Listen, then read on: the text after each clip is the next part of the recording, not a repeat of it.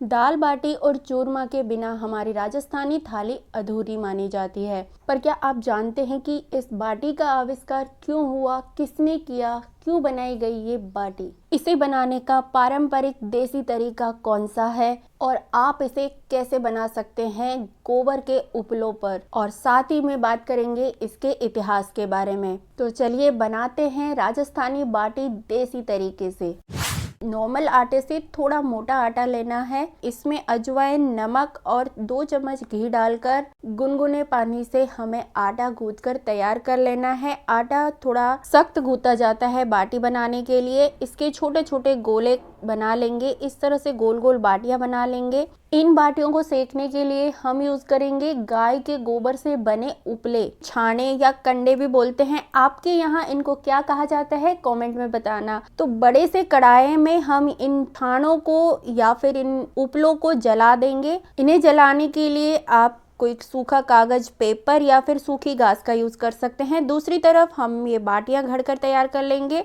उपले जब हमारे अच्छी तरह से जल जाएंगे तब हम इसको इस तरह से हल्का हल्का सा कूट देंगे और फिर हम इन बाटियों को सेकेंगे। बात करें इसके इतिहास के बारे में तो ये 8वीं सदी की बात है। जो मेवाड़ के संस्थापक थे बप्पा रावल, वो अपने राज्य को बढ़ाना चाहते थे।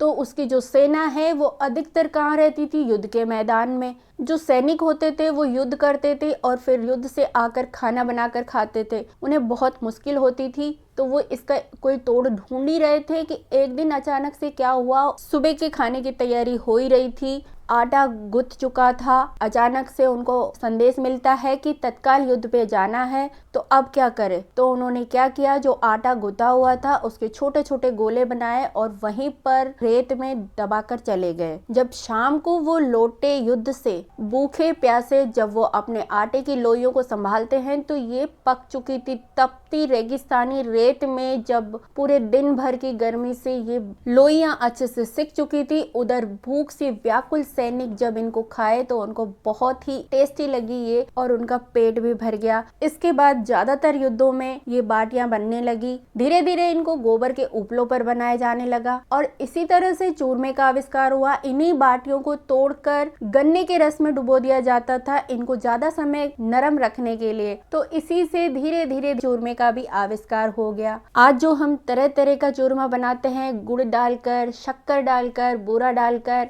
उसका आविष्कार उस समय इन्हीं बाटियों से हुआ है जो उन सैनिकों द्वारा बनाई गई थी। आज भी गांव में हमारे देसी तरीके से दाल बाटी गोबर के उपलों पर बनाई जाती है। मिट्टी की हांडी में उन्हीं उपलों पर दाल बना ली जाती है और फिर जब वो उपले अच्छे से जल जाते हैं तो उसी में बाटी को सेक कर दबा दिया जाता है और फिर निकाल कर देसी घी में डुबो कर दाल के साथ खाई जाती है। तो ये हमारी भी बाटियां बनकर तैयार हो गई है, जिसे हमने गाय के गोबर से बने उपलों पर बनाकर तैयार किया है। गर्मा गर्म दाल के साथ इन्हें सर्व कर लेंगे।